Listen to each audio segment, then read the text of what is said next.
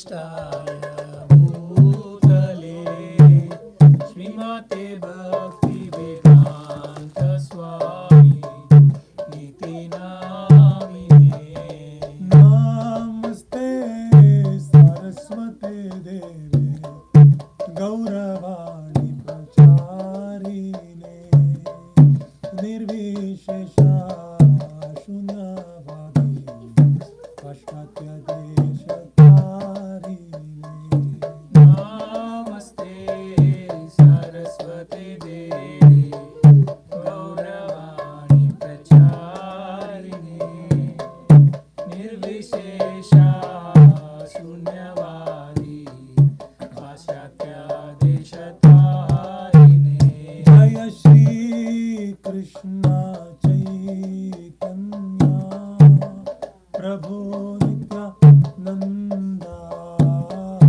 Shri Advaita Gadadhar Shrivasadi Gaur Bhakta Jaya Shri Krishna Chaitanya Prabhu Nityananda Shri Advaita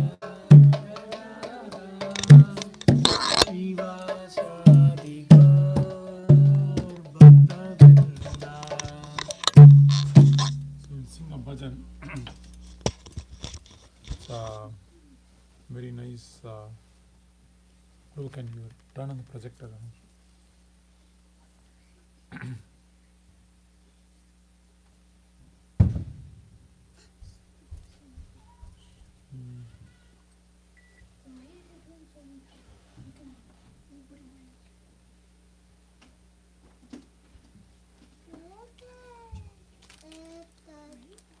So this is by Narottam Das Thakur.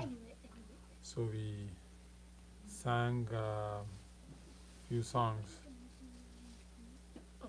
last week. So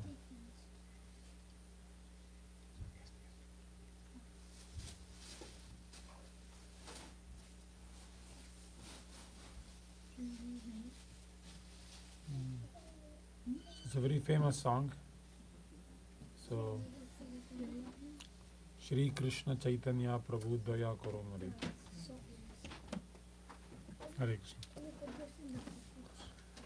Shri Krishna Chaitanya Prabhu Daya Karo More.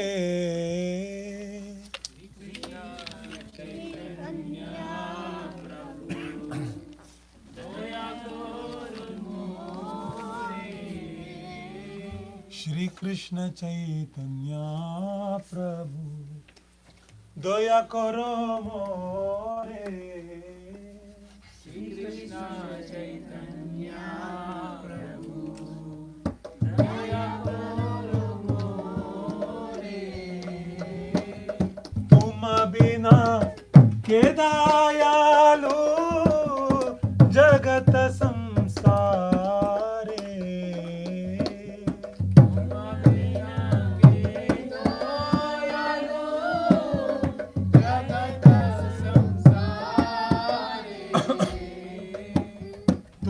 बिना के दयालु जगत संसारे. तुम बिना के दयालु जगत संसारे. पतित पावना हेतु तव अवतारा.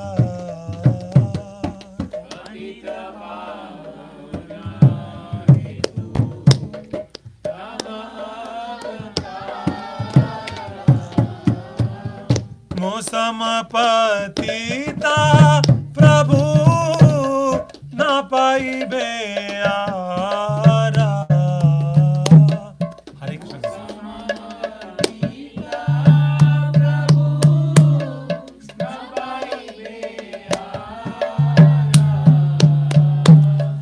महाप्रभु नित्यानंदा प्रेमानंद सुखी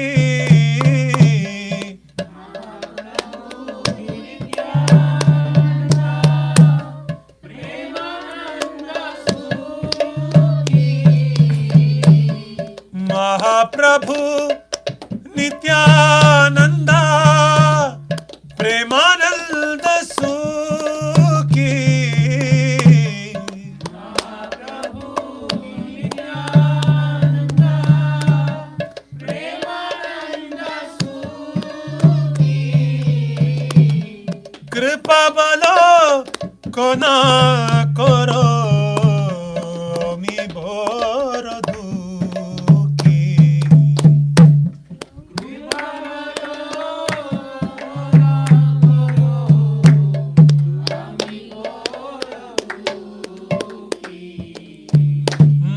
दया करो सीतापति अद्वैत गोसाई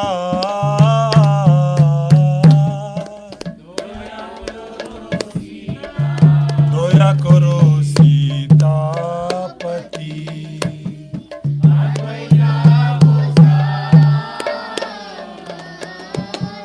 तव कृपे बाले पाय चैतन्य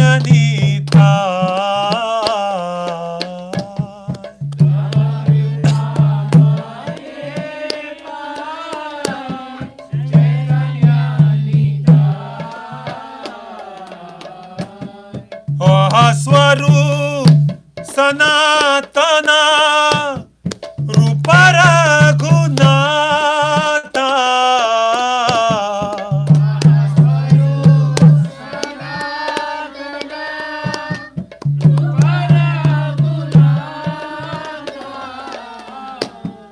भट्ट जुगा श्रीजीवा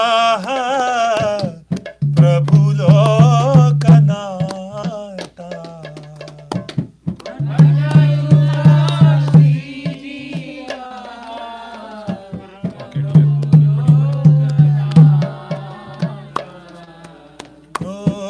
दया करो श्री आचार्य प्रभु श्रीनिवासा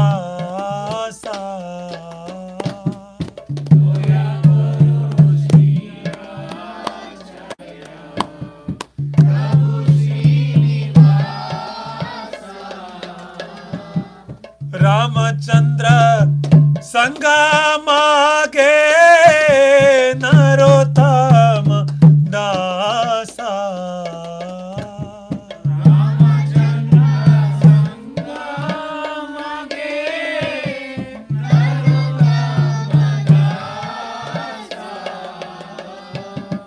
दया करो श्री आचार्य प्रभु Srinivasa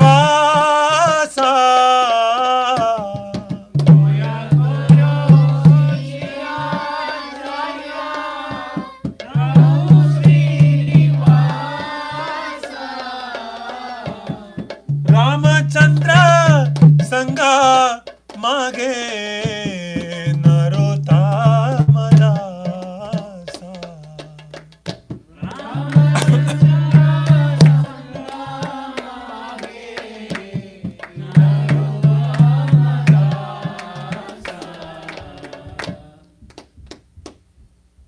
So if someone can read the translation.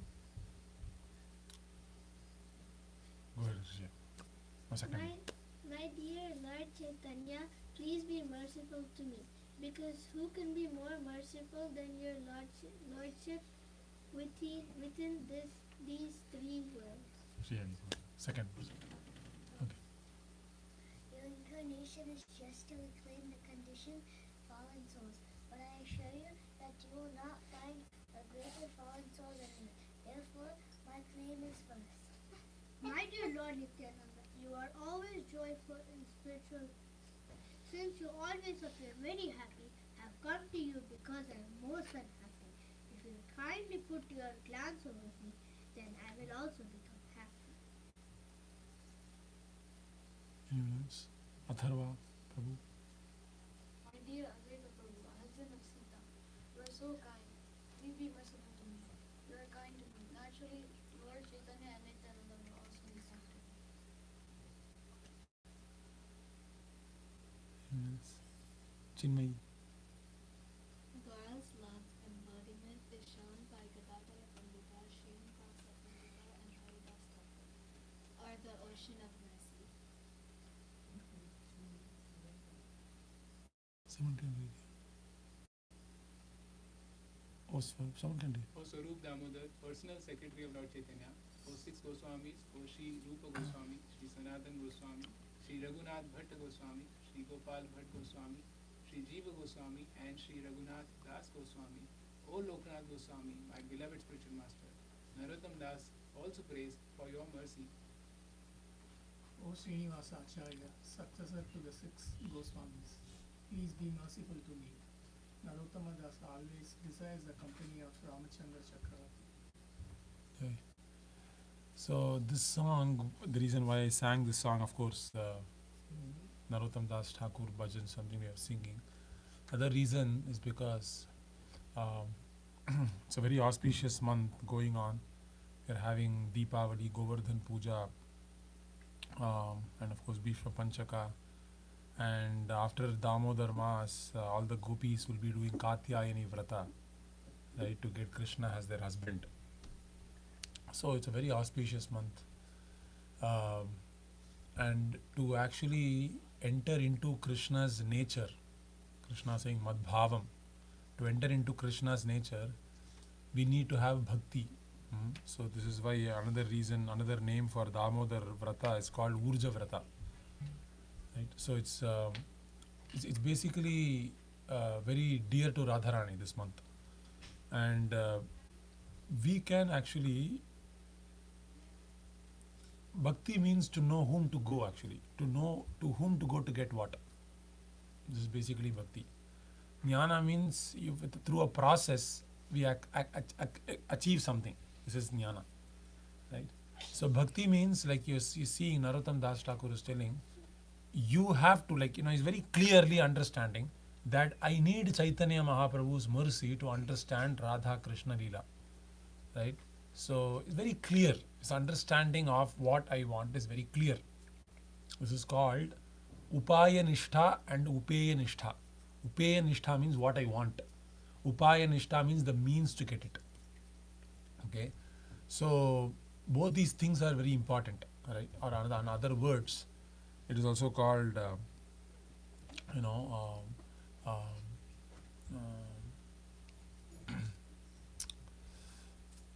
to get the right word, but I'm not getting it. So Narottam Das Thakur is playing, please. So if you go to the first line, scroll to the topmost, and don't scroll anything. Go to the topmost, Shri Hari. First verse, yes. Don't go. Shri Krishna Chaitanya Prabhu Daya Karo More Toma Bina Ke Dayalu Jagata Samsari. So you are so kind that I am not even a human being. I am not even a human being. I am not even eligible to. Human being means what? One who is able to follow dharma in every situation is a human being. So talking about, myself, I am such not even a human being, but Mahaprabhu is so merciful that he is ready to raise us to such a very high platform, too high that we can't even understand and fathom what it is. So high it is. Daya Karo More. So, and he's telling how does he come to Chaitanya Mahaprabhu? He comes to Chaitanya Mahaprabhu through Nityananda Prabhu, right? So, and I'm very, very sad, and I cannot, I'm Ami Boro Dukhi. I'm very, very sad, Ami Boro Dukhi. So please give me your mercy, because unless I understand this rasa of bhakti, I cannot appreciate Krishna. So many devotees, many people in the outside world, they also know Damodara Leela. They know Krishna was tied, but they are not able to appreciate it. They don't want to hear it. They don't want to revel in it, or they know Govardhan Leela. Krishna lifted some in his pinky. Mythology. It is maybe Indian folklore. That's what they think, right? So the reason they think like that is because they don't have any entrance into the platform of bhakti. Entrance into the platform of bhakti. So this entrance into the platform of bhakti comes by the mercy of Radhika, Srimati Radharani. And our way of approaching Radharani is through the mercy of Chaitanya Mahaprabhu. So, and Chaitanya Mahaprabhu also is associates. So first he goes to Advaita Prabhu, because only by your mercy I can go to Nityananda Prabhu, and then Chaitanya Mahaprabhu. And then he's going to the Goswamis. So he's going step by step by step by step. He knows exactly whom to go to get what. So bhakti means very simple, that I go to a person, I satisfy him, and by his being pleased, he gives me something that I don't have. Okay? It's a very personal process.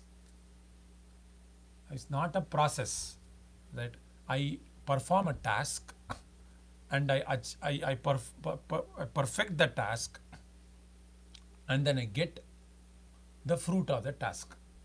This is a normal process-based approach. So similarly, one can think of chanting as, I will do chanting 16 rounds, and by doing 16 rounds, I will get Krishna Prema. So this is a very materialistic way of thinking. Because I see I will do something, by doing that I'll get something I don't have. This is what we do in the material world. I go to the office, I work there. What do I not have? Money. What do I not have? Money. After working in the office, what do I get? Money. So I don't have something. To get that thing, I perform work. After I perform that work, I get it. So similarly, you can also apply that for Vaidika karma. I don't have a son. I perform a putra kameshti yagam. By performing that putra kameshti yagam, I get a lot of punyam. And I didn't have that punyam to get a son. So by performing that yagam, I get punyam. Through that punyam, I get the merit to have a son, and I have a son. Same thing. Again, through jnana yoga also, you perform again all the shastriya whatever, karma and whatever. Through that performing karma, you get chitta shuddhi. That chitta shuddhi becomes the means to understand who am I, this jnana vichara, all that happens. Ashtanga yoga, you go to a place of solitude, you perform these yamas, you perform these niyamas, you perform these asanas, you perform the pranayama, you perform 1, 2, 3, 4, 5, 6, 7, and then you'll get it. Okay? But the way our acharyas have presented bhakti is not like this. How is it? Of course, we also follow a process. But you're seeing here, our acharya, Narottam Das Thakur, is very clearly elucidating that I want your mercy. Daya karo more. Which means, what does mercy mean? Mercy means, you must like me now. Does it mean Krishna does not like me? Krishna likes me, but Krishna doesn't like my actions. Why does he not like my actions? Because he likes me, he does not like my actions. Correct?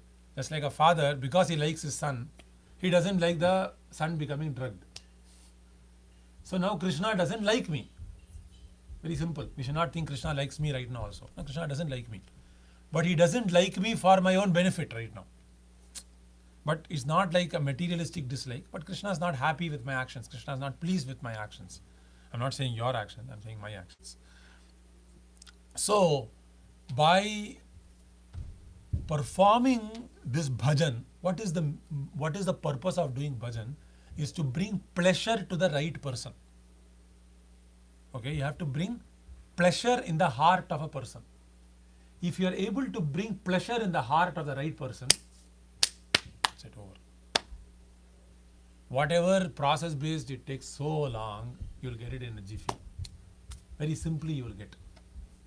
Okay, so bhakti means to bring pleasure to the heart of the person to whom I am doing bhakti to. It could be to the spiritual master, it could be to the sadhus, it could be the Vaishnavas. They must feel pleasure in their heart. By my attitude, by my activities, by their pleasure, I get benefited. I get benefited. Now, who all to cause pleasure? Simply Krishna only? No. That is why we are singing Vaishnava bhajans, right? So, where Narottam Das Thakur is going through so many personalities, So one might think, I can't please only one person in this material world. How can I please so many people in the spiritual world? Right? We can't please one person in this world, right? To please one person, it is so difficult. To please my husband or wife or children, very difficult. To please my boss, very difficult. It takes so much work. But then, what is Narottam Das Thakur's project? He wants to please so many people. In this very same song, who all he wants to please? Let's see. He wants to please Chaitanya Mahaprabhu.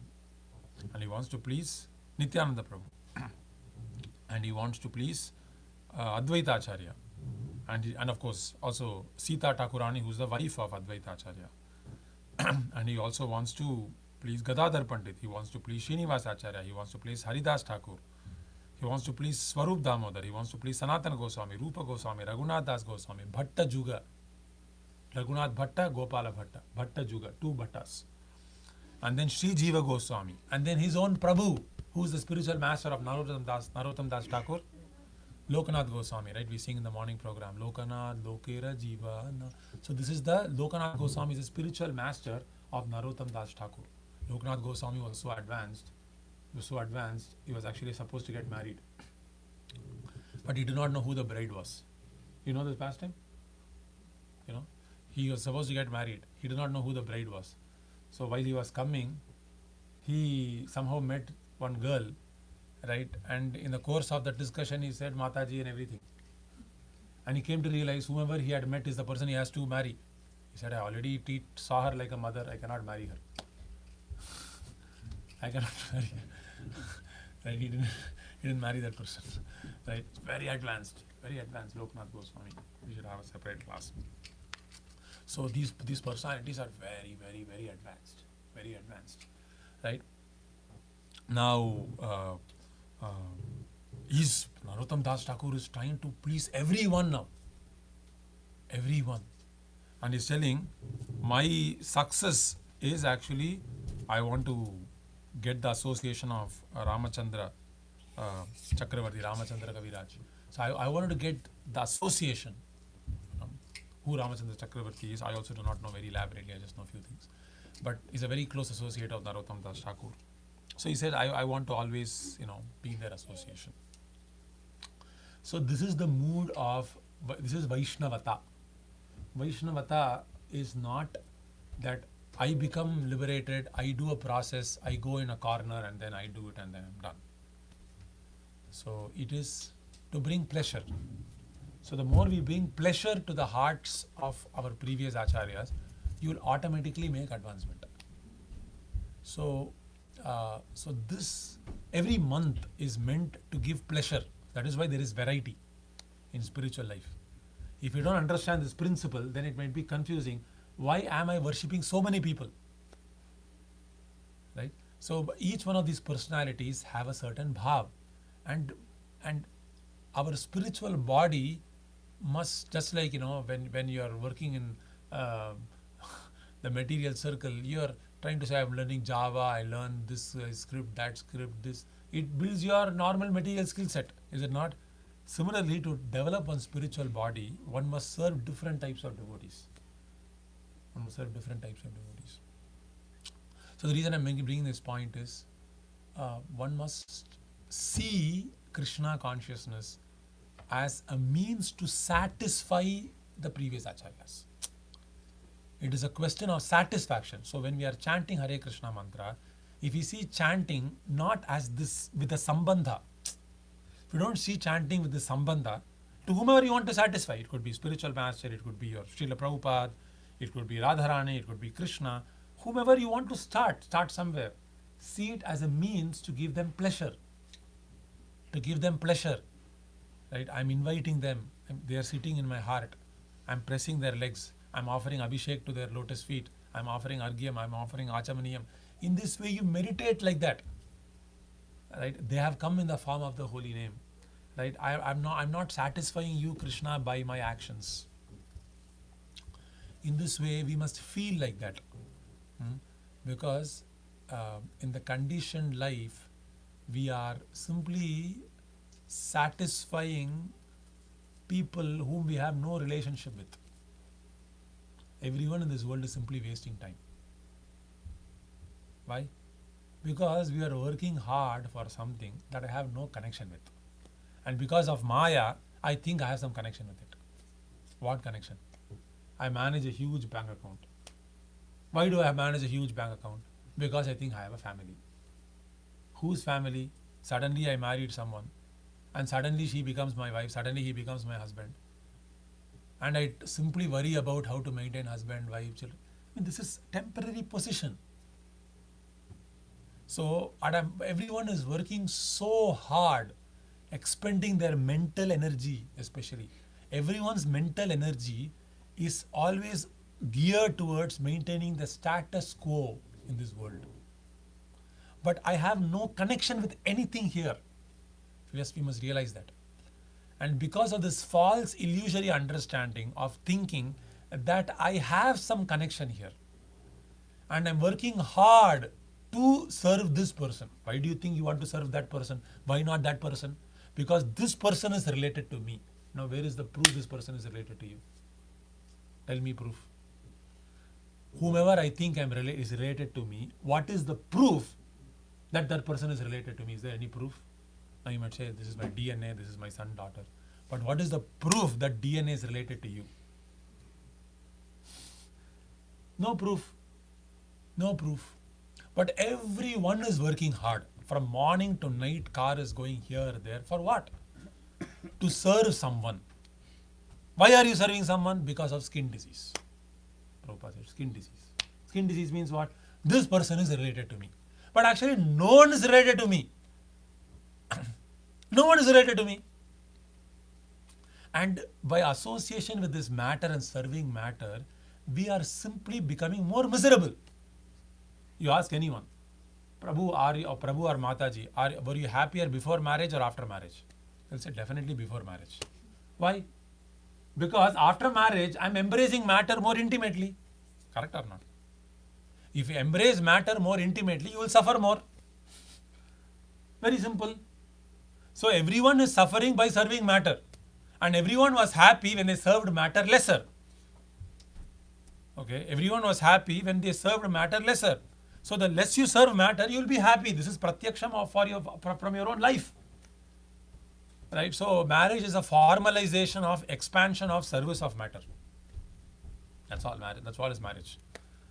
If you don't engage it in Krishna's service, it's very difficult to engage it in Krishna's service. Don't think it's easy. It's very difficult. Right? It can be made easy, but it's not cheap. Maya will pose obstacles. Right? It's not easy. So it's an expansion of false ego. That's the expansion of false ego project.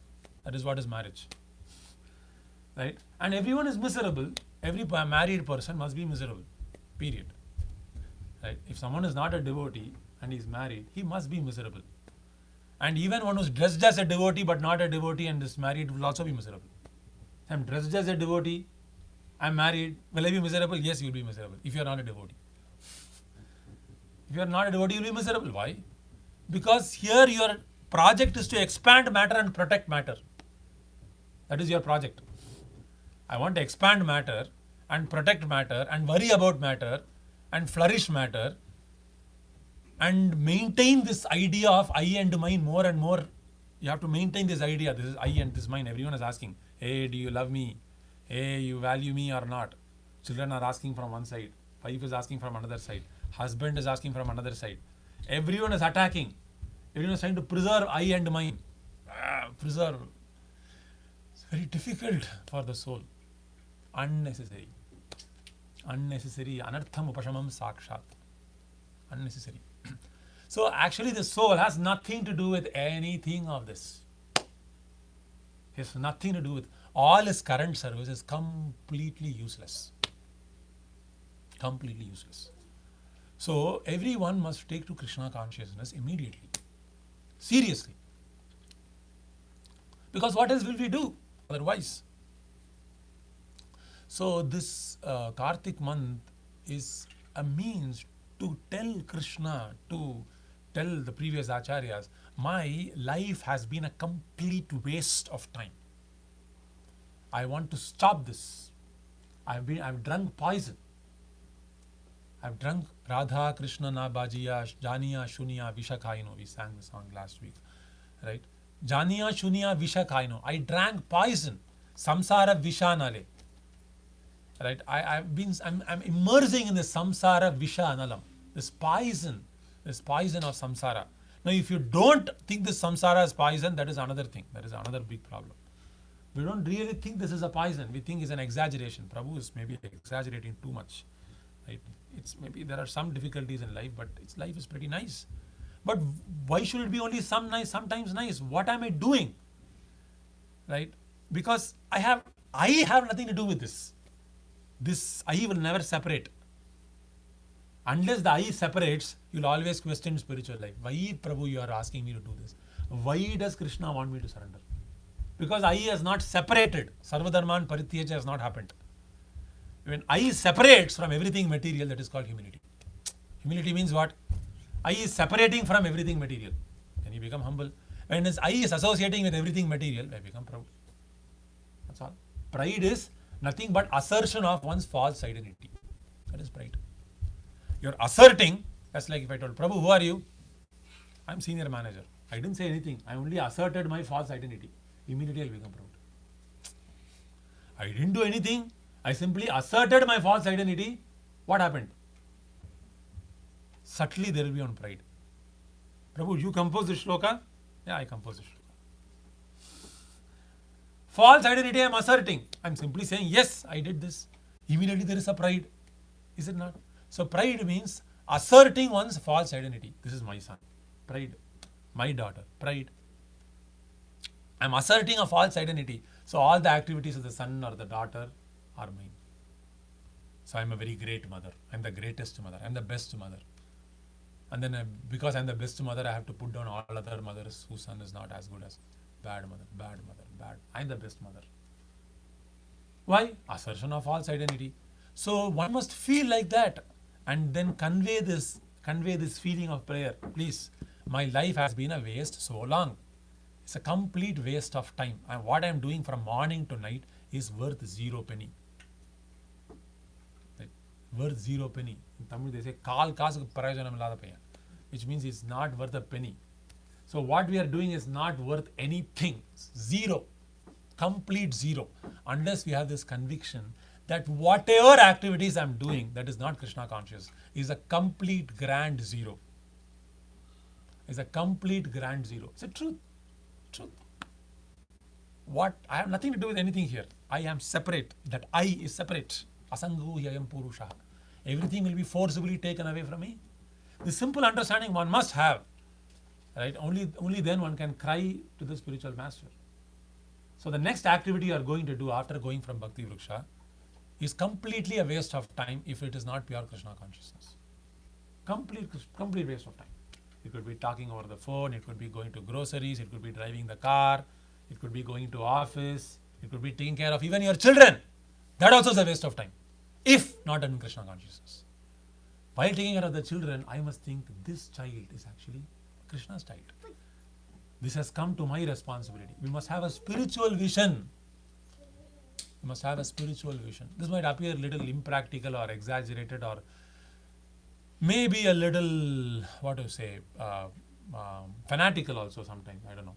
But the reality is that I have nothing to do here. We have just borrowed associations and we have managed ourselves to be busy here. Somehow we have managed ourselves. Right? We adopted a project, such like someone said, I'm very bored. I don't like my job. What to do? Don't worry. Buy a house and have a loan. You will start liking your job. Right? I don't like my job. So somehow to keep me engaged, I buy a house. And then what happens? I get married. Then I love my job. Right? So until now, I only like my job. Because then I love my job because I want to stay in the job only. I don't want to come home. Correct or not? So we are manufacturing duties now. Why are we manufacturing duties? To alleviate some pain. Everyone is manufacturing duties. Why? Because we are manufacturing desires. Why are we manufacturing desires? Because of illusion. You see?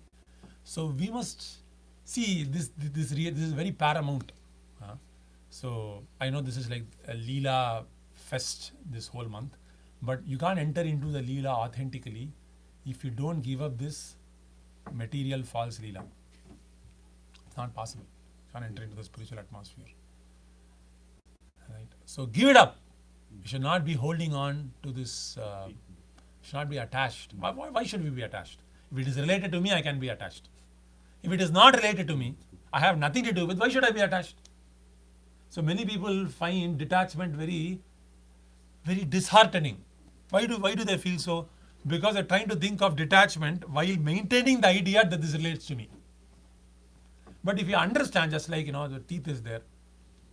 The teeth is giving pain. I understand I can be separated from the teeth and I can be pain free. I am not the teeth. The teeth is stuck to my body. I can be away from the teeth. Get away the teeth. Why do I have the teeth and experience pain? I have no relationship with this painful tooth. Get it out. Simple. That's all. I have nothing to do with it. I don't need to be attached to it. Right? Simple thing actually. You don't have to be very sentimental or very mental about it. The simple thing, if you understand, then we can see things from a very larger perspective. Because everyone in this material world, however educated they are all under this skin disease, family illusion. Me and mine. That's all. This family is, as I said, a formalization of me and mine. Now you don't have to give up the family. And you don't have to accept family also. You must just realize while being in the family that this is not true at all. This is not real family at all. But we are a part of a spiritual family. Right? So the boundaries are just cut off. That's all. What happened? You're still in the same house. What happened? The walls that I had built in my mind, that this is me and that is mine, this is yours, this is just cut off. Walls are gone. That's all. Anyway, so I just wanted to highlight this point. So we have to become very personal to our spiritual master, our sadhus, and then go to them and then submit this plea. This is my story. This is my kahani. Right? We all want to say some kahaniya, right? We all would like to complain about our past. This is what happened to me. We all like to, this is like, this is what they talk, this is one of the LinkedIn headlines, storyteller. In those days, they used to have engineer, doctor and all that. Right now, that's not good. Have to be like storyteller, product advocate, this, that. They'll have like very catchy titles. So everyone wants to be a storyteller. So during our japa, we also can be storytellers. Storytellers to what? Telling my own story. But story from Krishna's perspective, not from my false ego's perspective. Krishna, this is my story. Right? I'm submitting this tale of woe. That's what all the Vaishnava bhajans are about. They're all about stories. Bhakti Thakur is mentioning about his past stories. So that being said, we will read something from Damodara Leela today. So chant with the prayers, I didn't chant the Guru Pranams. Om Ajnanatimirandhasya Jnananjanashalakaya Chakshurunmiritam Yena Tasmai Shri Gurave Namaha Shri Chaitanya Manobhishtam Sthapitam Yena Bhutale Swayam Rupa Kadamahyam Dadati Swapadantikam Vandeham Shri Guroho Shri Yuta Patakamanam Shri Gurun Vaishnavamscha Shri Rupam Sagrajatam Sahagana Raghunatanvitam Tam Sajivam Sadvaitam Savadhutam Parijana Sahitam Krishna Chaitanya Devam Shri Radha Krishna Padan Sahagana Lalita Shri Vishakan Vitamsta He Krishna Karuna Sindhu Dinabandho Jagatpate Gopesha Gopika Kanta Radha Kanta Namostute Tapta Kanchana Gaurangi Radhe Vrindavaneshwari Vrishabhanu Sute Devi Pranamami Haripriye Vancha kalpatarubhyascha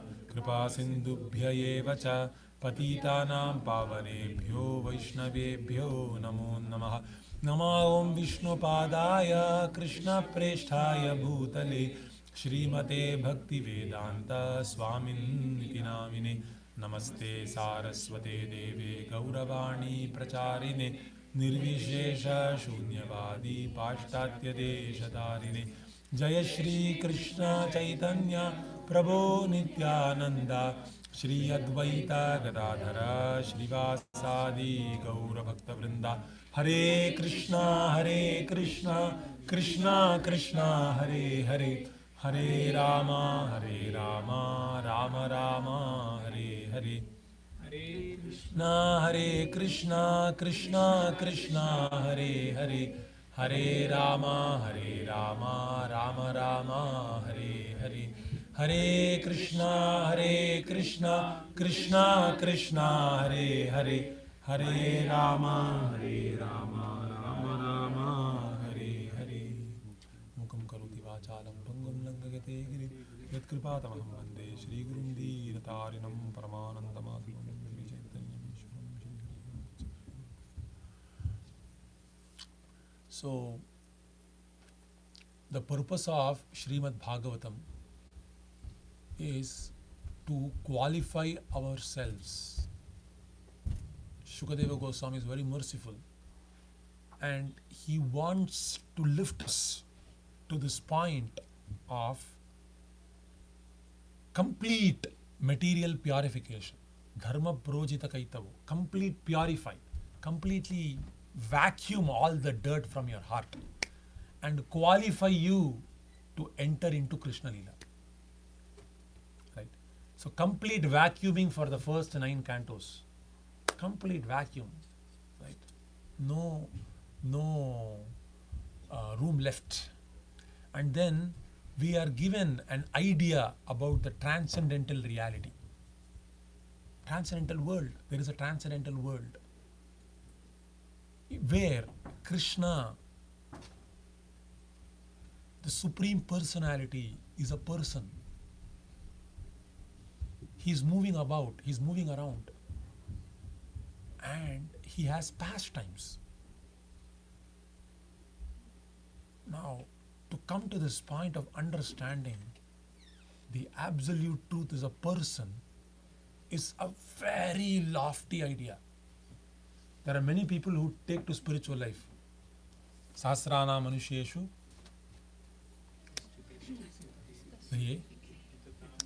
Thana kastin mam vedi tattvataha. So it's very difficult to understand the absolute truth as the person. To first of all accept there is an absolute truth itself is very difficult. Because this world, everyone believes, I am right, you are right, I'll be happy, you be happy. To have firm certainty that there is an absolute truth, very difficult. Because the mind is constantly changing one's philosophy, opinions. Because the mind is controlled by the modes. So, no one in this world actually is able to have a single understanding of what the absolute truth is. Everyone is absolutely sure, every time. Everyone sounds very confident in everyday life, correct? But what they are confident about keeps on changing. Right? This is called pride. This is called pride. Everyone wants to ascertain what he feels as the truth is absolutely true. But he himself is changing. He himself is changing. So no one knows. There is a tendency to postulate truth. Always, if you want to make advancement in spiritual life, there is one vichar we must do. What is that vichar? Where is this tendency coming from? Prabhupada uses this nyaya many times. Janma adhyasya yataha, Prabhupada quotes this. So where from this tendency to steal is coming from? I feel like drinking wine. Where from this drinking wine tendency is coming from? Whatever. So this tendency to postulate truth is there. Now, no one knows what their absolute truth is because they are on a mental platform. They are on a mental platform. On a mental platform, you cannot conclude anything. I mentioned many times. You can't conclude something, you cannot act. That is why many people are agitated. Everyone is saying, I'm very stressed. Why are you stressed? Because you can't conclude even the fact that you are stressed. If you are able to conclude, yes, I'm stressed only, all the time, then he can get out of stress. But the reason he's in stress because he cannot conclude itself that he's in stress. He's confused about his stress also. So no one in this world is able to conclude that there is an absolute truth, because most people in the material world, because it's bhuloka, predominantly, like urdhvam gacchanti sattvastaha, urdhvam gacchanti sattvastaha. What is the next shloka? Madhye tishtanti rajasaha, jaganya gunavrittischa adho gacchanti tamasa. So whoever is rajasa, they are madhye tishtanti. So by nature, everyone is in rajoguna, more or less, right? More or less. So most people will be the mental platform. Now there are some people who are on the intellectual platform. They are able to conclude that there is an absolute truth, there is something unchanging. Yes, agree. There is an absolute truth. But that absolute truth, unchanging, the philosophers are discussing. The absolute truth is matter. The absolute truth is dark matter. The absolute truth is, what do you say? It is like stardust. So they cannot understand the absolute truth is actually an non-material substance. Absolute truth means what? Everything is coming from that. What do the scientists say? Scientists say that everything is coming from matter. We are all random matter, which are just vibrating at a certain point, taka, taka, taka, taka, taka, like that. This neuron is firing, you are one neuron, another, different neurons just firing. We are just an accident. Actually, if you extend the logical conclusion of a scientific argument, it is a most foolish argument, because ultimately he's saying we are a colossal accident. We are a colossal accident because I am an accident of one neuron firing in another way. The scientist is another accident. Everyone is an accident ultimately, because it is neurons firing. My neuron is firing me to kill you. Your neuron is firing to protect yourself. What is morality? What is immorality? So it is a very foolish argument to conclude that the absolute truth is merely material. It is not practical. So there are people who think this is the absolute truth, but everything came from a big bang. Everything is coming from matter. Everything is going to come back to matter. Only matter exists. There is nothing else. The Buddhists are an extension of this fact that they think there is everything is shunya ultimately. Because I am an accident, you are an accident. Somehow the consciousness, this consciousness is getting produced. Mata Shakti. Just like if you are having grapes itself doesn't have Mata Shakti. Or if you think, say, if you take, betel leaf, Charvaka is taking an example. Someone asked Charvaka, how is life producing? Charvaka gives this example. If you take betel leaf is not red in color. Correct? But when you chew the betel leaf or when you chew the other things, when they are mixing together, there is a new color that is forming. That new color, this is called the philosophy of emergence. In scientific, philosophy is called philosophy of emergence. Now, why am I talking about that? I'll tell you. Why am I linking Damodara Leela to philosophy of emergence? I'm telling you. So everyone in this world is thinking this absolute truth is matter. Now, Bhagavatam, the Vedanta Sutras are saying, no, the absolute truth is not matter, because matter cannot produce life. It is not possible. Prabhupada wrote a book, Life Comes from Life. Correct? So, if there is a source of everything, and what is that everything that we have experience of? Matter and consciousness. That's what we have experience of. The source of that should also be conscious. Okay? Source of all that should be conscious. So this is the understanding of Brahman. The Upanishads are presenting. Brahma Sutras are presenting. So until this point, it's okay, acceptable. The absolute truth is conscious. The absolute truth has got consciousness. Okay? From that consciousness, we are all there. Now this consciousness somehow touched matter. This is what Sankhya says. There is a philosophy called Sankhya. Sankhya says, I am consciousness, you are consciousness, you are consciousness. Everyone is consciousness. There is nothing called God. There is atheistic Sankhya and theistic Sankhya. I'm talking about the atheistic Sankhya. Atheistic Sankhya says there is nothing called Ishvara. Somehow this consciousness touched a matter, somehow. And because of this guy is suffering. Just detach yourself from matter and you'll be happy. There is no God or something. Somehow you touched matter and you're suffering. This is Sankhya. So this is where everyone is proposing a certain philosophy, but ultimately they want to propose what is the absolute truth. So there are Shat Darshanas, right, in the East, Indian philosophy, right, of which Vedanta is the last one.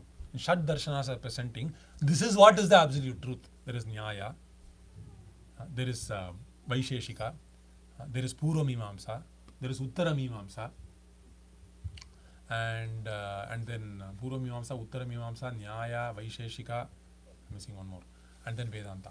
So these are the Shat Darshanas, right? And everyone is presenting the absolute truth. Now to understand the absolute truth as impersonal, okay, fine, understood. But because you are saying the absolute truth, when you are saying it's there, it is all pervading, it is within, it is without, it is creating. Like how, why should the absolute truth create? Sankhya had this problem. Why should the absolute truth create? Because when you create, where will he be? You're saying God is creating. When he is creating, where will he be? Because nothing is created.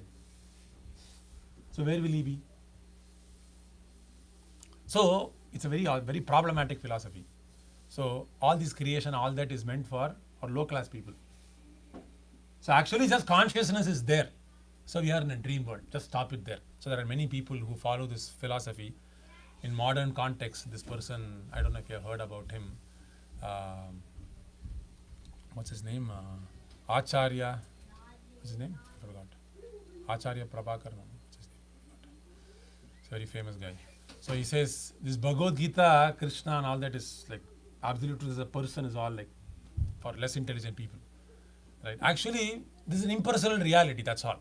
You have to catch with that impersonal reality. All this bhajan, all this kirtan, all this tirtha yatra, and this this too sentimental. This is what these people feel. Because ultimately it's consciousness, that's all. There is consciousness. And you have to become relaxed, you have to become peaceful. So Bhagavatam is presenting this idea, hey, the absolute truth has got various levels of understanding. It is just the beginning to understand that there is an absolute truth from which everything is emanating, from which the Maya is emanating. Everything within our experience is there as a part of absolute truth. This, if you understand this, can be a wonderful prayer.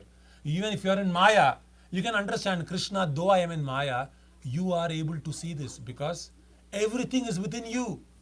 I am also within you only right now. While I am speaking, I am within Krishna. Okay? While you are hearing, you are also within Krishna.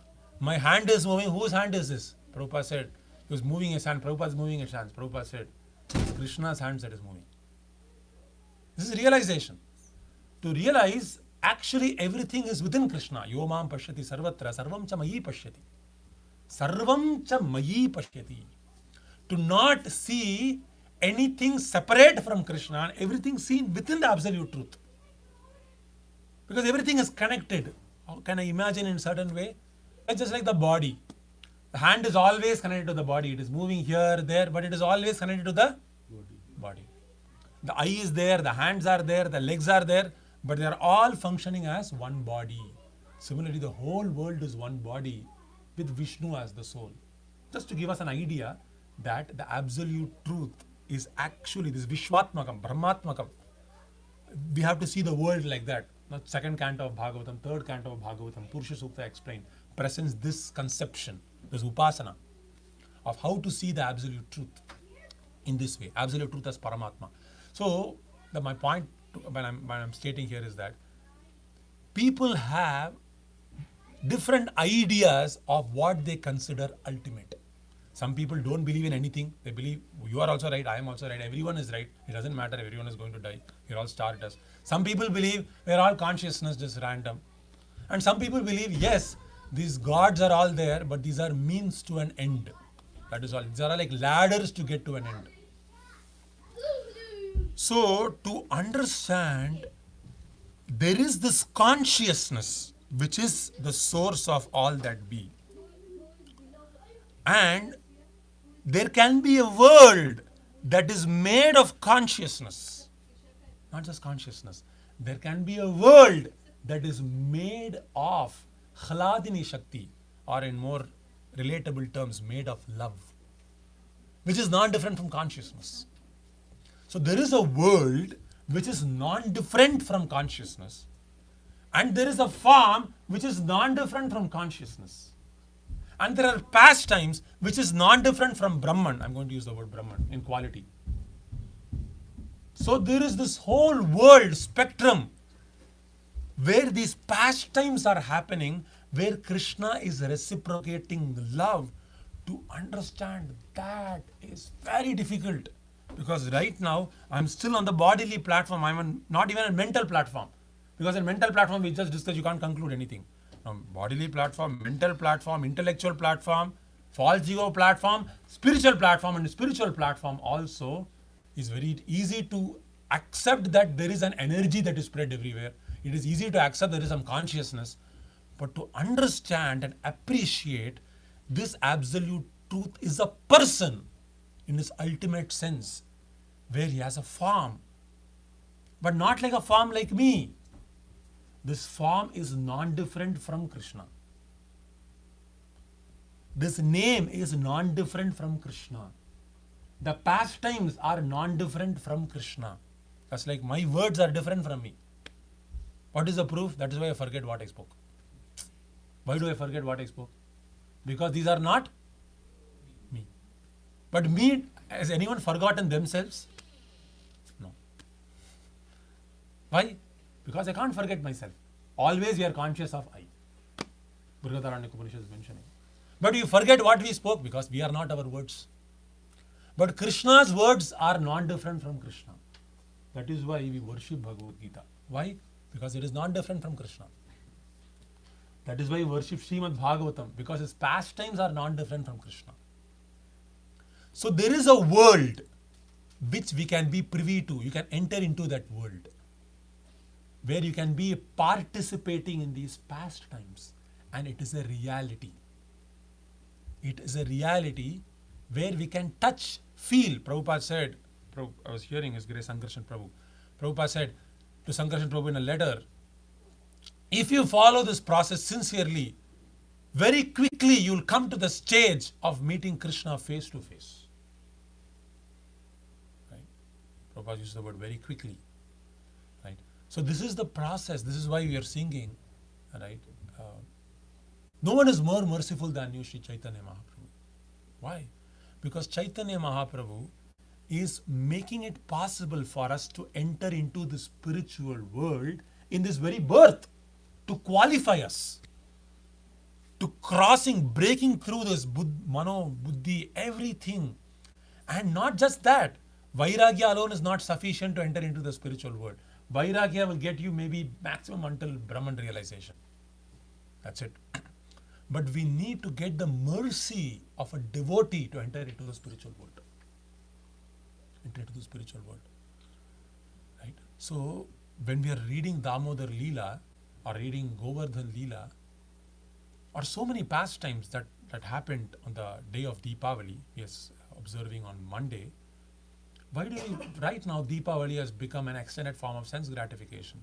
I saw a poster, like, some devotee had posted, we want to do Harinam today evening, right? One great actress is coming, and I was thinking, what is the event?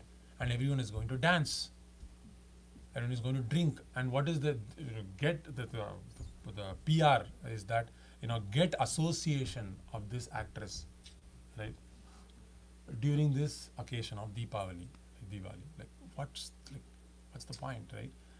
So it has become very materialistic. Why has it become very materialistic? Because of this false idea that everything is the same. Everything is the same. There are no rules, there are no regulations, because of this hodgepodge Kichidi Hinduism. Right? They have this hodgepodge. Hodgepodge means everything is the same. Everything is not the same. Manomaya is not the same as Buddhi Maya. Buddhi is not the same as... Everything is not the same. As long as we think everything is the same, we can't progress in Krishna consciousness. If you are finding it difficult to progress in Krishna consciousness, to a good extent we think everything actually is the same only. everything is actually the same only. Which means if I don't get up also, it's okay. If I get up also, it's okay in the morning. I'm sanctioning that within my heart to some extent, to a good extent. That is why I'm able to tolerate these anarthas. We are all tolerating our anarthas very nicely. Right? We have high tolerance. Right? Right? Very high tolerance, no problem. Why? I mean, at least myself. Right? Because I'm not ashamed by it. Because I think it's okay. I think it's okay, no problem. That's very normal. I'm not agitated. I'm not becoming intolerant of my anarthas. Right? So, so it's Deepavali. Many pastimes happened on this day, and the reason why Krishna is performing these pastimes is to give us a glimpse of a very confidential reality where Krishna is exhibiting his personhood to the ultimate extent. So Krishna exhibiting his personhood through a rupam is the beginning. Okay? Through the personhood in the rupam is the beginning. But when there are more qualities, when there are more pastimes, then the realization of a Krishna as a person, absolute truth as a person, becomes more and more mature. So anyone who's very advanced in Krishna consciousness, one of the symptoms is that he is very attracted to Krishna Leela. He's very attracted to Krishna Leela. If one is attracted to Krishna Leela, that means all his education is already complete. His education is already complete. It is very difficult to be attracted to Krishna Leela continuously. Nivritta tarshahi upagiyamana bhavoshriti shrotra manobhirama. Very, very topmost platform. Because in the past times, in the qualities, when there's Nama, Rupa, Guna, Leela, right? So when you're realizing qualities of Krishna, the manifestation of personhood is very limited compared to when it is the form of a Leela. So that is why many people get bewildered when they read Bhagavatam or Ramayana, because they are not at a stage where they can digest this Leela. They get constipated. They can't digest it because they don't have faith to digest this Leela. So most people in this material world will be impersonalist even if they are interested in spiritual life. 99% of the people will be impersonalist only. Why? They can't accept Krishna Leela as factual on the transcendental platform. They can't appreciate it. That is Srila Prabhupada's immense contribution to present the heart of Bhagavatam, the authenticity of this Leela. Authenticity of this Leela. Why should we understand as authentic? Because you know what? You can enter into this Leela. You can enter into that Leela. This is possible. This opportunity to enter into Krishna Leela is possible in this human form. So, though Krishna has got so many forms, in his form as Krishna, he again exhibits the maximum personhood, where he exhibits weakness. He doesn't exhibit so much weakness as Narasimhadev. Narasimhadev doesn't exhibit weakness. Does he exhibit weakness in Narasimhadev's form? No. Does he exhibit weakness in Varahamurti? No. Does he exhibit weakness in Matsya? No. He exhibits some weakness in Lord Rama's form, yes. But in Krishna's form, he exhibits so much weakness that you can understand, maybe he is like me only. So, when you see Krishna, it is very easy to think he is like me only. Why? Because he is exhibiting spiritual personhood to the ultimate. He is on the positive y-axis. I am on the negative y-axis. Material personhood. So Narasimhadev is also on the positive y-axis, but little on the top. I mean, everyone is the same reality only. You should not make distinction between Narasimhadev and Krishna in one sense, because they are the same Advaya Tattva. But Narasimhadev doesn't manifest these things. But Krishna is manifesting all of this personhood to the ultimate degree. Ultimate degree. That is why he is Swayam Bhagavan. That is why he is the absolute truth. Because in that form he is exhibiting the maximum personhood. And not just that. Krishna in Vrindavan is exhibiting more personhood than he did in Mathura. This is a very characteristic play. This theme will always come in all of our festivals, Radhashtami, Gauru Purnima. This theme of always comparing Krishna in different dhams. How he is in Dwaraka, how he is in Mathura, how he is in Vrindavan, the extent of sweetness. So what is the purpose of this comparison? To appreciate Krishna's access, personhood in his Vrindavan pastimes. This is called Nahi Ninda Nyayam. If you have to appreciate Shukadeva Goswami, then you have to compare it with someone like Vyasadeva. Right? So you have to compare to some extent. Like Lord Rama when he was like here, when he was like this. So it doesn't mean to reduce someone, but it is to elevate the stature, elevate the simplicity of the pastimes of Vrindavan. So Krishna while he was in Vrindavan and Krishna while he was in Balya Leela. So there are two types of comparisons. Let's say three types of comparisons. Okay. So comparison between different forms. Comparison between different forms of the Lord. There are three transcendental varieties. Okay. So transcendental comparison between the different forms of the Lord. Varahadev, right, Narasimhadev, Lord Rama, Lord Krishna. Different forms, how each of these forms are manifesting their personhood more and more and more and more. In the material world, we are very hesitant to exhibit our personhood because I've been hurt. When I'm very frank with someone, I've been hurt. So we like to be impersonal in this world because I get hurt less. So many people are able to relate to an impersonal understanding of spiritual life. If you become detached from everyone, they are able to relate to it. But again, attachment to someone, they dread that concept. Because it is easy to relate to being impersonal. That can make me happy. That philosophy of being impersonal can make me happy is relatable. Love to make me happy, I can't relate. Because I have no experience of it in the world. Coming back. So there is gradation in Krishna's, in the forms, in the multifarious forms, there is gradation. Not gradation. Transcendental variety, let me put it that way. And the second is variety within the dhams. Within the dhams, okay? Like, say take for instance Krishna while he's in Dwaraka. The whole principle, the whole mood of Rath Yatra is based on this mood.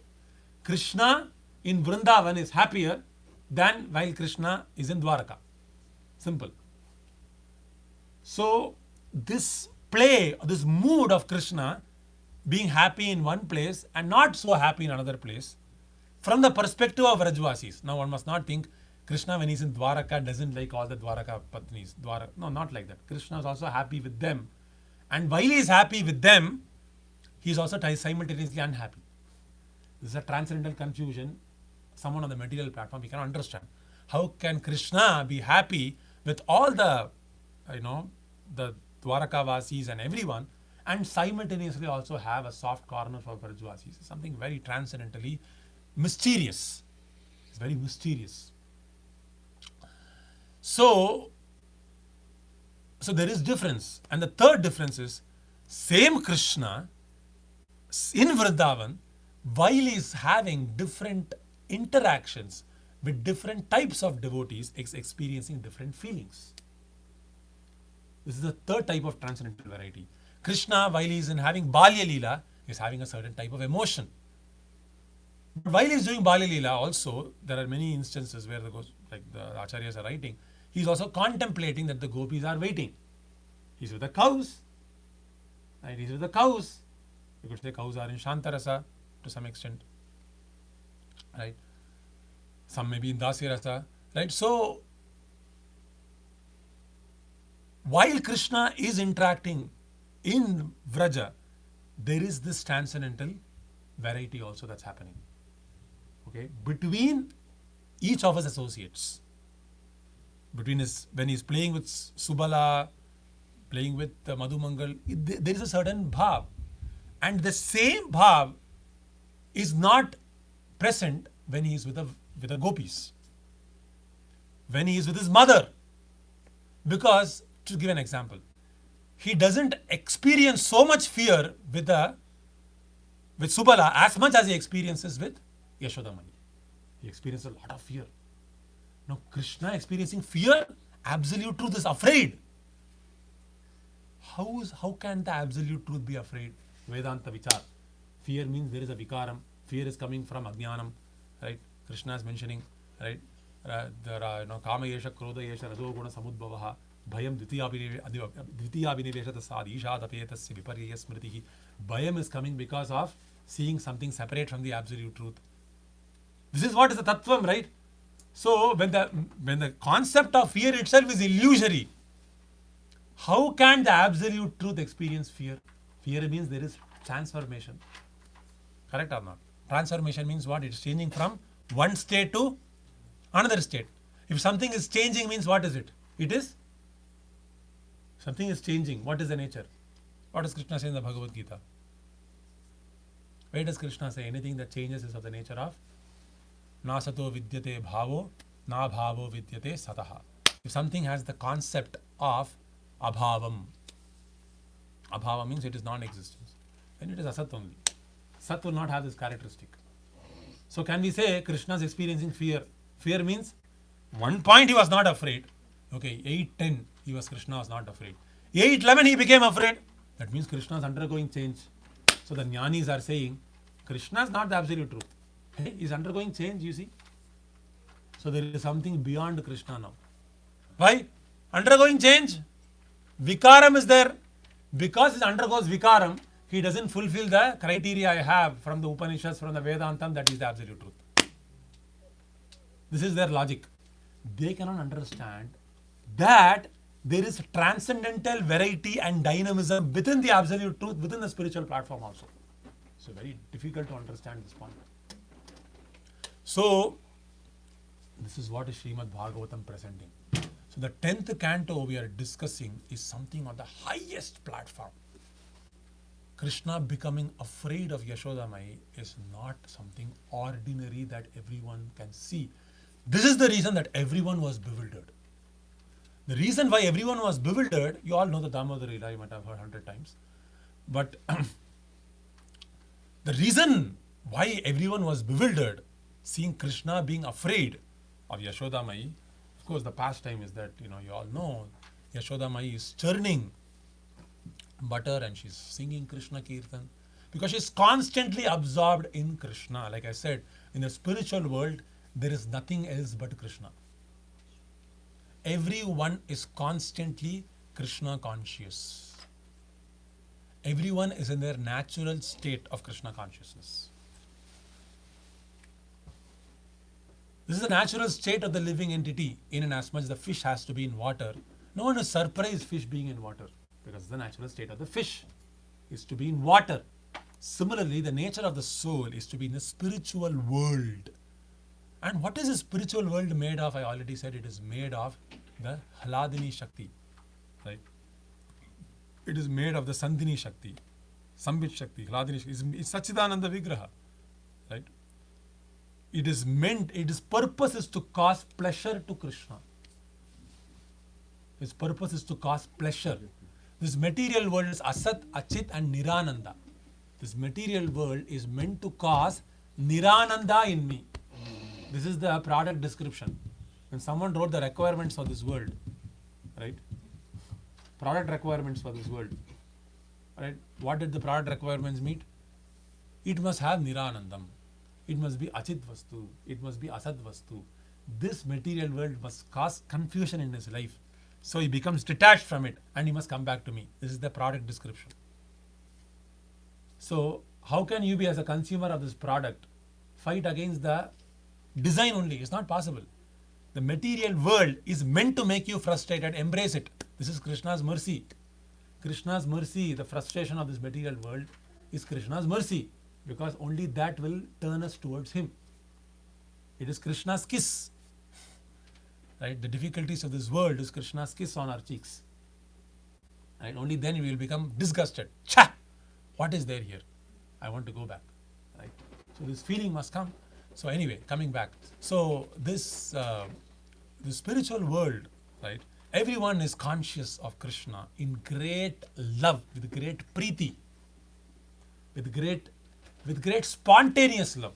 Again, within this love also, Bhakti Rasamrita Sindhu makes so much distinction. So in the Goloka Vrindavana, there is something called Krishna Prema. Right? There are different things, Mahabhav, Bhav, many things are there. So everyone is having spontaneous love. Spontaneous love means no one is aware that Krishna is God. Like we are did Vicharam, Janma, Dasikatoon, Mayad, Krishna is the absolute truth, Aham Sarvasya Prabhu, nothing like that. Not having a reason, not having a hetu, automatically attracted to Krishna. So Yashoda Mai was churning butter and she was singing beautiful songs because she was absorbed in complete Krishna consciousness. The Acharyas are comparing, her bangles, tinkling of the bangles to be like the kartal, and the pounding she is doing, right? It is like a mridangam, right?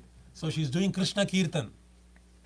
Right? Krishna Kirtanam need not only have kartal and mridangam, then only is Krishna Kirtan. So I was reading in Prabhupada's one of the lectures, Prabhupada is saying, everyone should perform Kirtan. And there Prabhupada is saying, everyone should hear nicely and speak this katha to everyone. So Prabhupada, when he talks about preaching, he doesn't think of it as preaching. So sometimes we can think of preaching in a very materialistic way, that I am preaching that you all must follow this, I am speaking, I am the leader, you are all the followers. Sometimes we can think of it like in a very materialistic manner. But when Prabhupada talks about preaching, Prabhupada's understanding, Prabhupada's intention is that I am glorifying the Lord out of great ecstasy. Krishnam Varnayitum. This is what Mahaprabhu did. Mahaprabhu continuously glorified Krishna. Krishna Varnam Tvisha Krishnam Sangopangastra Parshadam. Krishna Varnayati. Continuously Varnayati. So much Varnayati. Even in school, he could not speak about anything. He is having a Sanskrit grammar school. Please teach Sanskrit grammar. The students are begging. Mahaprabhu could not teach. Could not teach. Not possible. Mission failed. Why?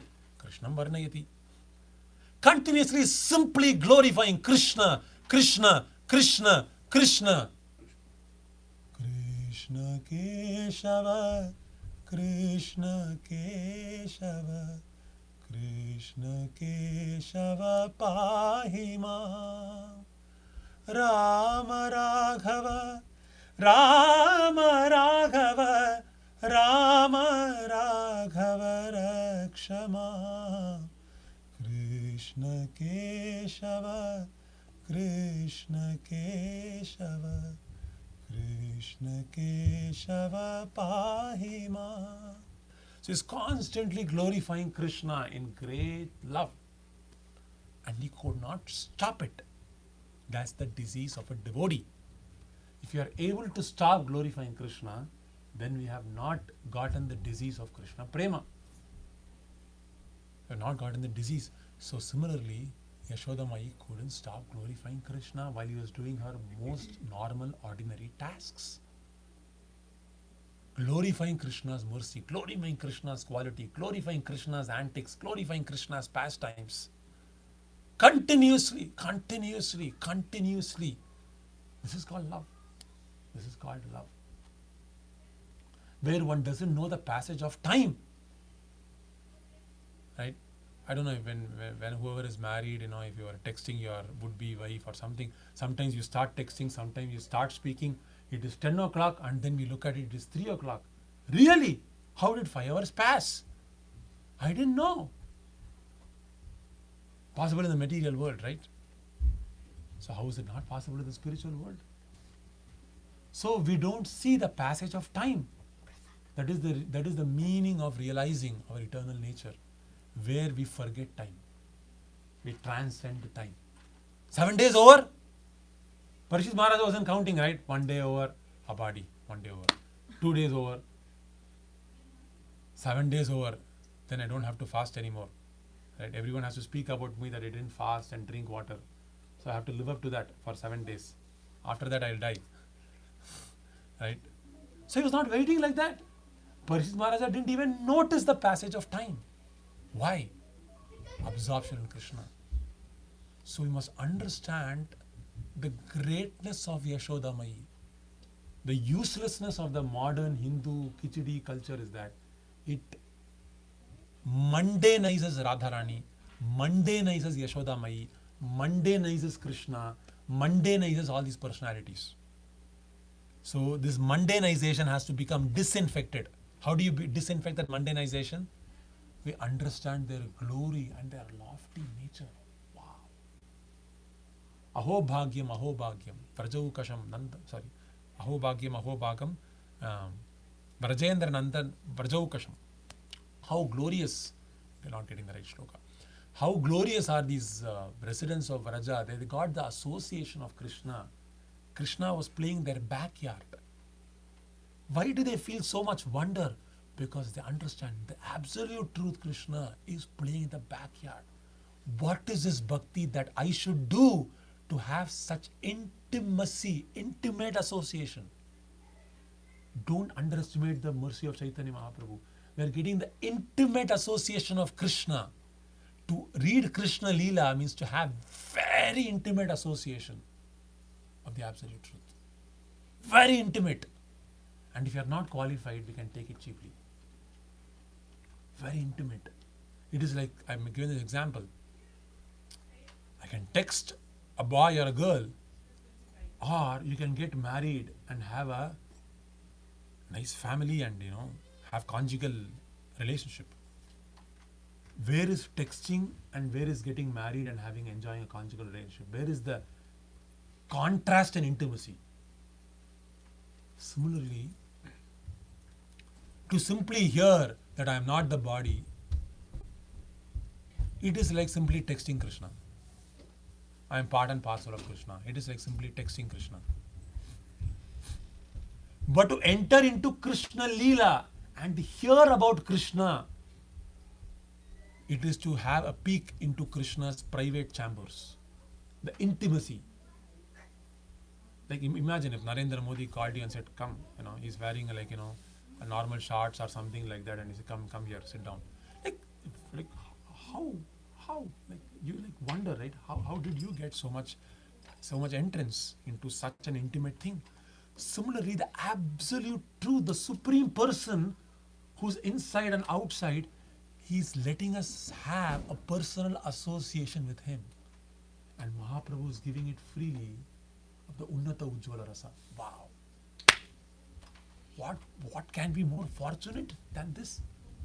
And how is this possible? Simply by chanting Hare Krishna mantra. So these Vrajavasis are doing that, and at that point of time, the absolute truth, Krishna, who's so wonderful, who's so sweet, who's so cute. Wow. He's attracting all the minds of Vrajavasis, and he is very unhappy. And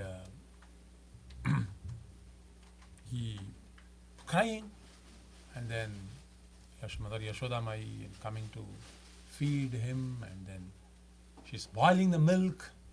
I'll enter into these more details of the pastimes next week, but because Deepavali, I'm just explaining this, because the exact event of this boiling of milk happening and the tying of Krishna, the Ulukala, happened exactly on the day of Deepavali.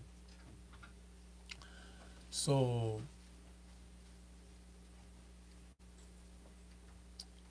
Krishna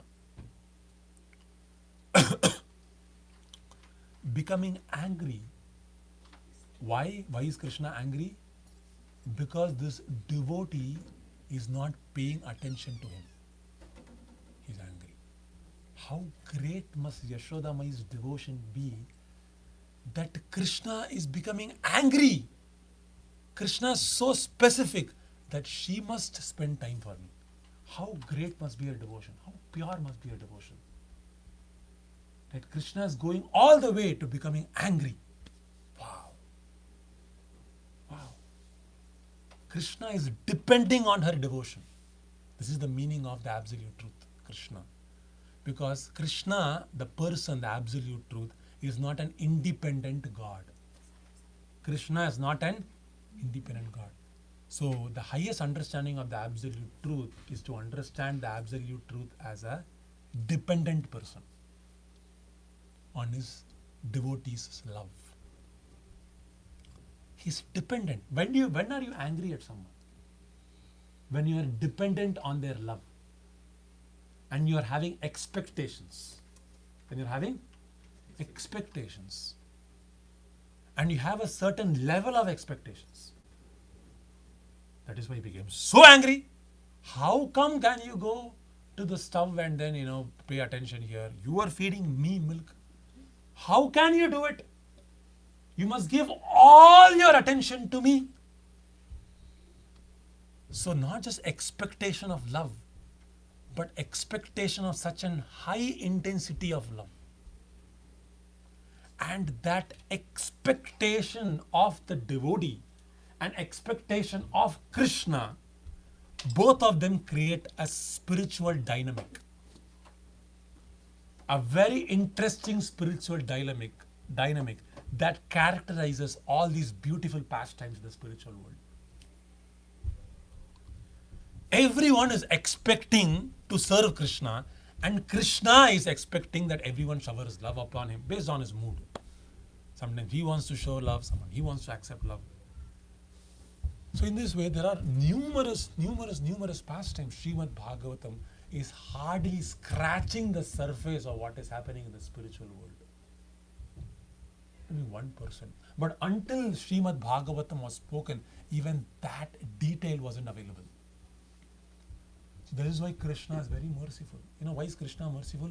Because Krishna is appearing how intimate he can be. Wow.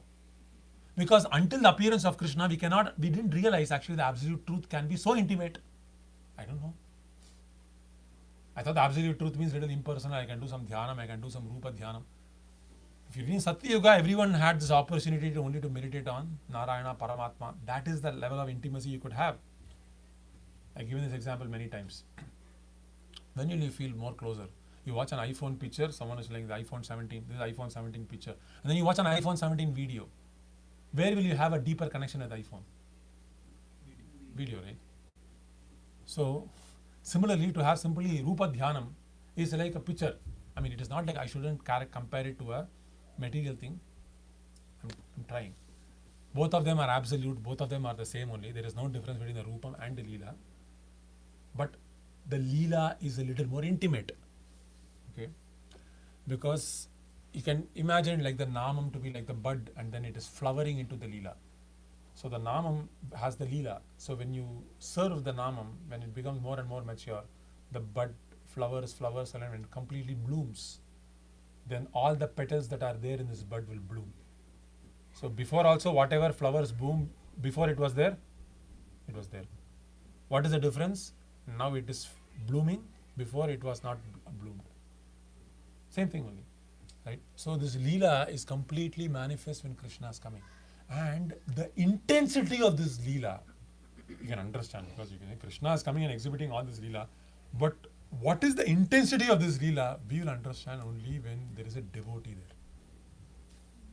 When there is no devotee, you can't understand Krishna. So if Chaitanya Prabhu is going gaga over Krishna, you can understand, oh, this person must be so great. Only because of this devotee you can understand Krishna. Is it not? If there were no devotees, how can you understand Krishna so great? Right? You get attracted to Krishna because this devotee sang so nicely about Krishna. Oh, Narottam Das Thakur bhajans are so nice. Bhakti Thakur bhajans are nice. Prabhupada is so nice, he's speaking with so much authority. So, through this authority of Prabhupada, through this genuineness of Prabhupada, you get attracted. So, similarly, because of Yashodhana Mayi's appearance, only Krishna appeared as a child.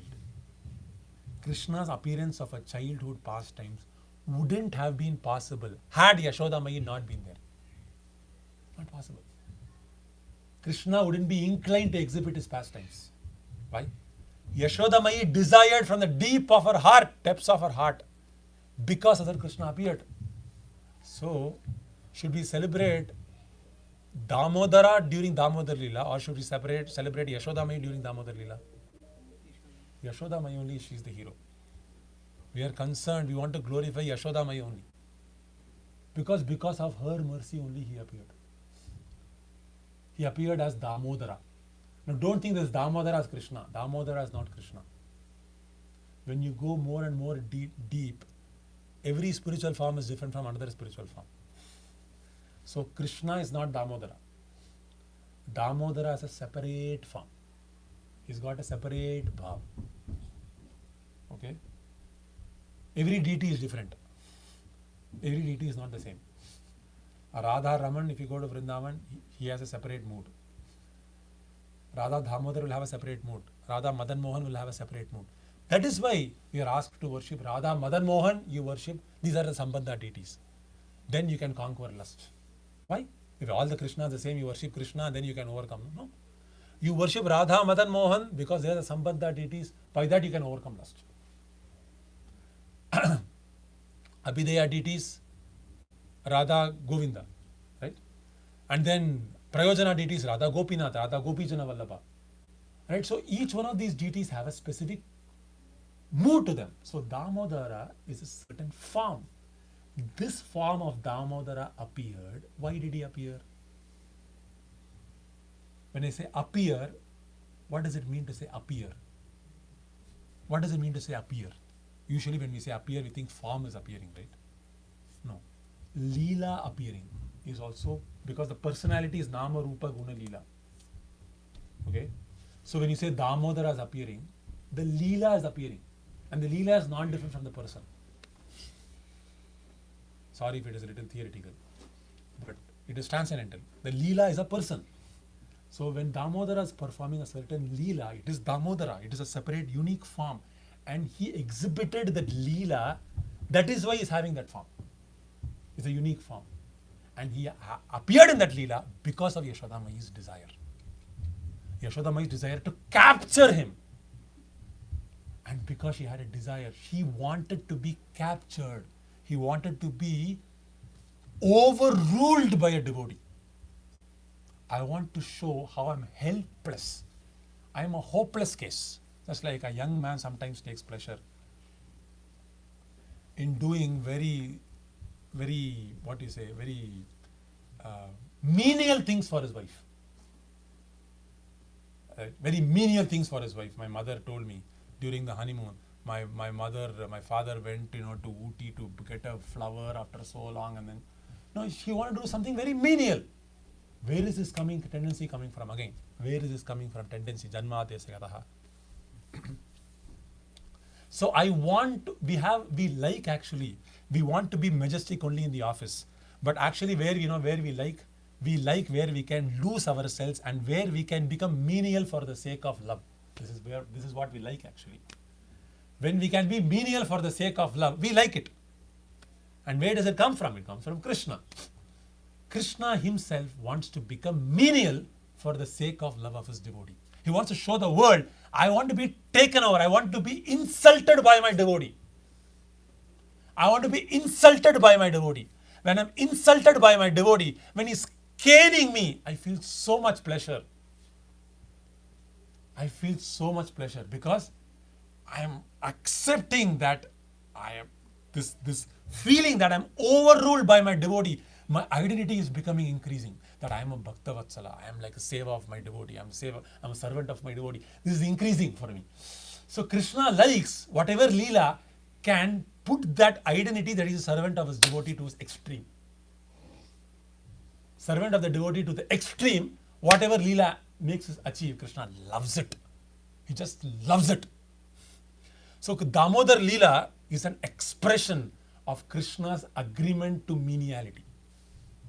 Complete menial.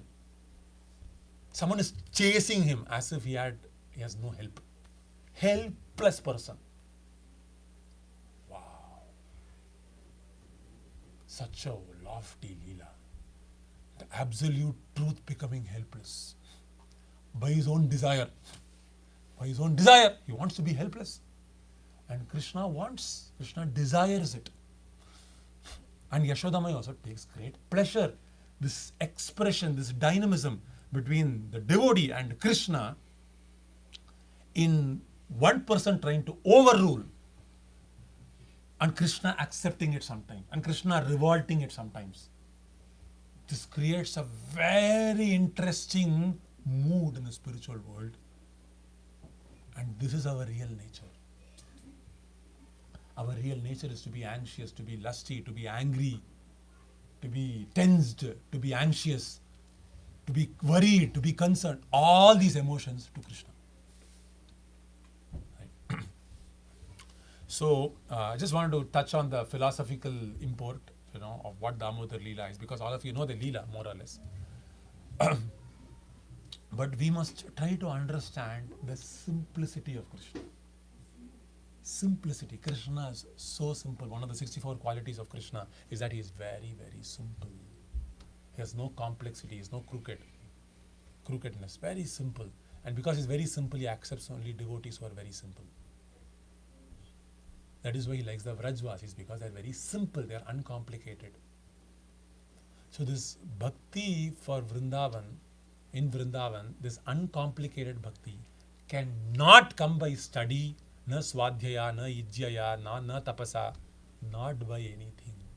You can't get this uncomplicatedness, I can't get this uncomplicatedness or simplicity by any amount of achievements or jnana or shastriya vichar, not possible. Only by having the association of another Vrajvasi, one who is actually present in this mood, can one have this uncomplicated attitude. Right? So this is why we are accepting a spiritual master, because he has that same mood. And by serving that spiritual master, we imbibe that mood by his blessings. And through that mood of simplicity and devotion, by being blessed by the spiritual master, we can actually capture the heart of Krishna. And Krishna becomes revealed to us. So these pastimes become a reality to us. Okay? It won't be another shloka in Bhagavatam.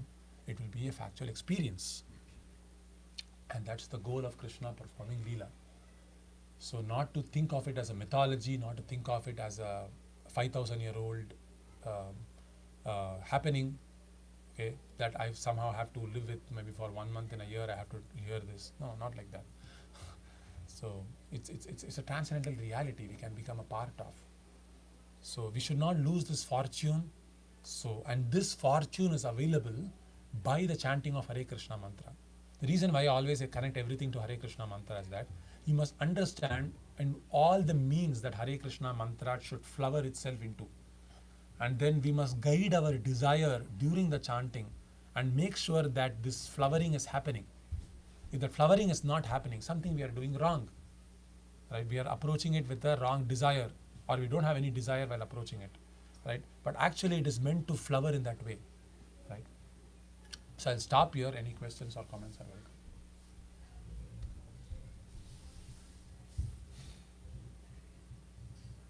Any questions, any comments?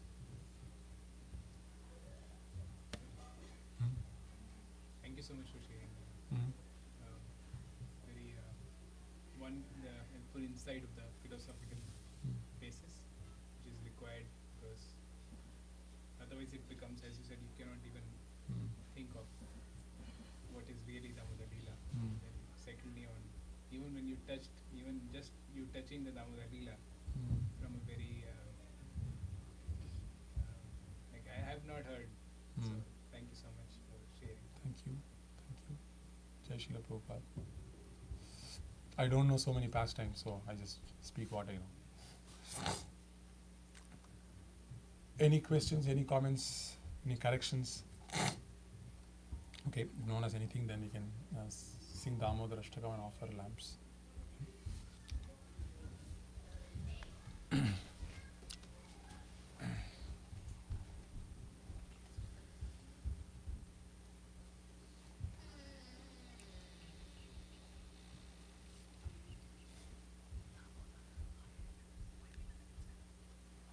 Damodara Arti.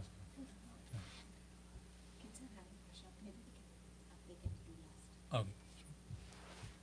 Hare Krishna.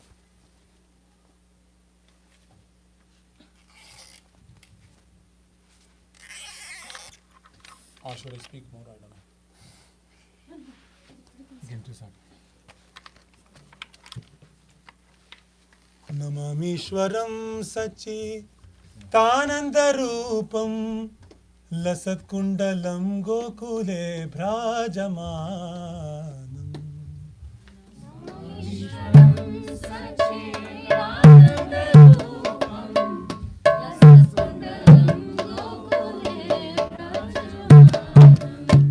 यशोदाभियोलुकालाधवमानं परमृष्टमत्यन्ततो धृत्य Gopya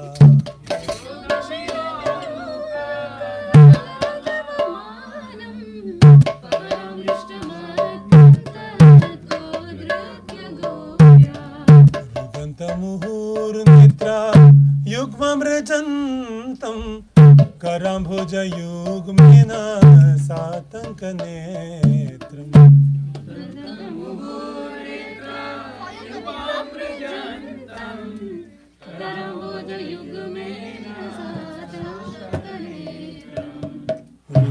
रुदन्तमुहुर्नेत्र युग्ममृजन्तं कराम्भोजयुग्मेन सातङ्कनेत्रम्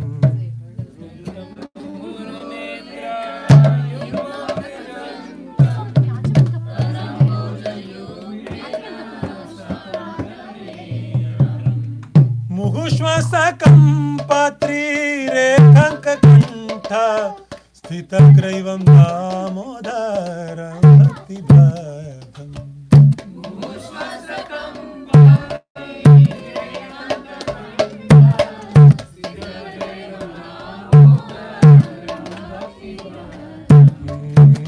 दृक्स्वलीलाभे आनन्दकुण्डे स्वघोषं निमज्जन्तं आख्यापयन्तम्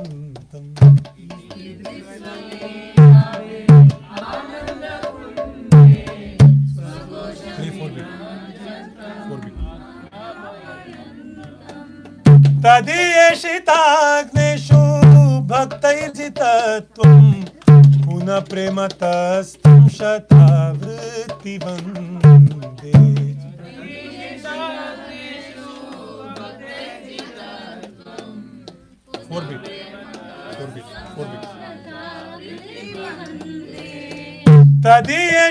तदीयेषिताग्नेषु भक्तैर्जितत्वं पुनः प्रेमतस्तं शतावृत्तिवन्दे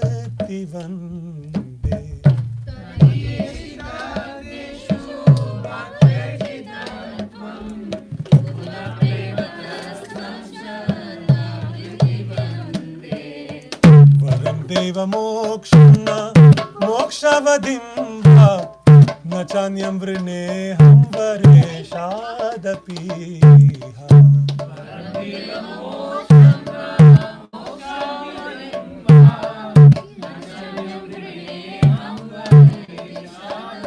ओ इदं तव पूर्णता गोपालबालं सदा मे मनस्याविरस्तं किमन्ये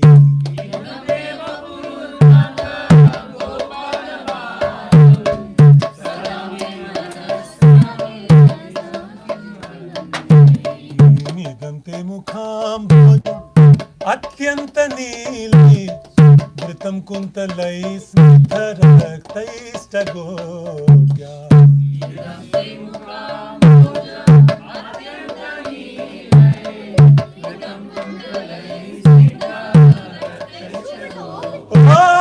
मुहुश्चुपितं रक्तादरं मे मनस्याविरास्तं मलं लक्षलाभै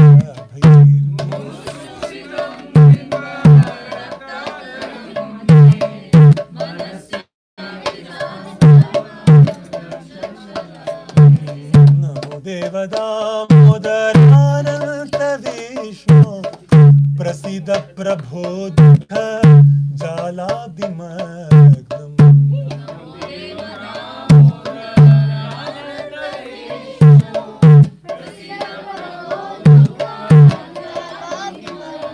ओ कृपा दृष्टि वृष्टिति दीनं बतानु गृहाने क्षमामज्ञं वेद्याक्षिदृश्य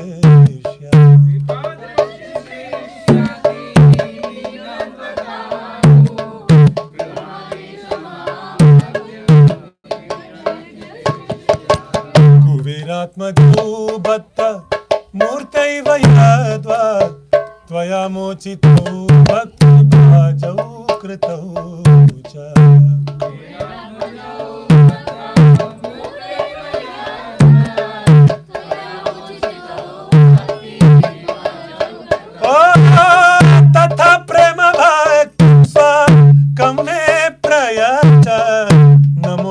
रहो में स्थित दामोदरे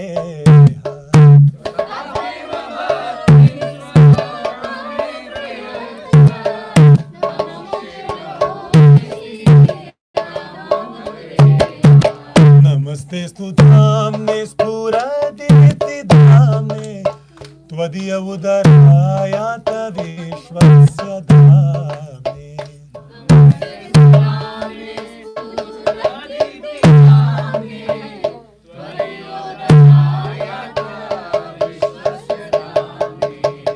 नमस्ते स्तु धाम्ने स्फुरदीप्ति धाम्ने त्वदीय उदरायात विश्वस्य धाम्ने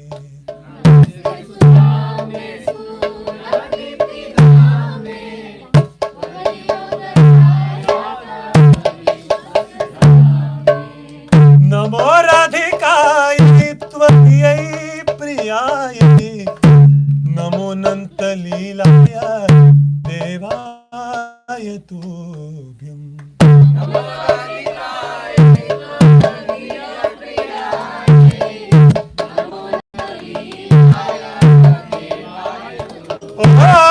नमो राधिकाय त्वदीयै प्रियायै नमो नन्तलीलाय देवाय तुभ्यम्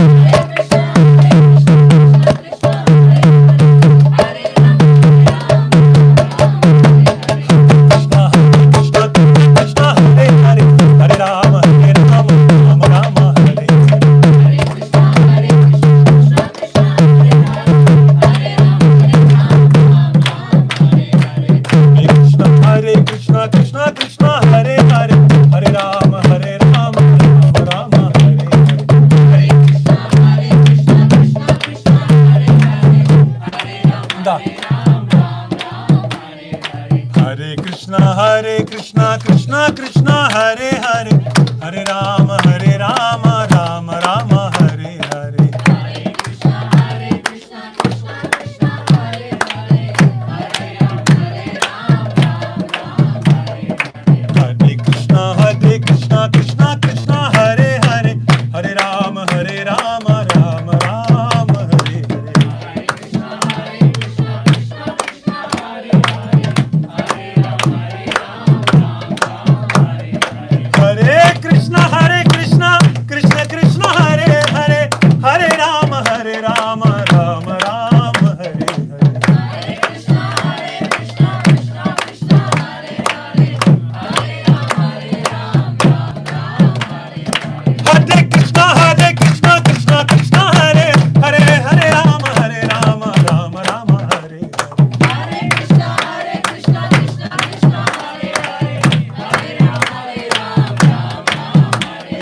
राधा दामोदर राधा दामोदर श्री राधे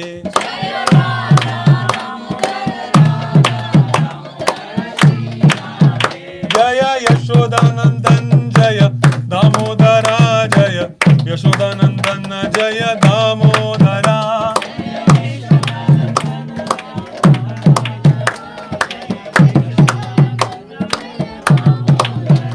जय जय प्रभुपा प्रभुपा प्रभुपा जय जय प्रभुपा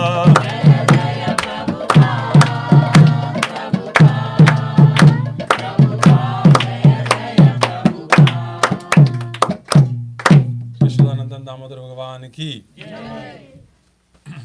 श्री राधा दामोदर भगवान की श्री वृंदावन धाम की श्री प्रभुपाद की महाप्रसाद महाप्रसादे गोविंदे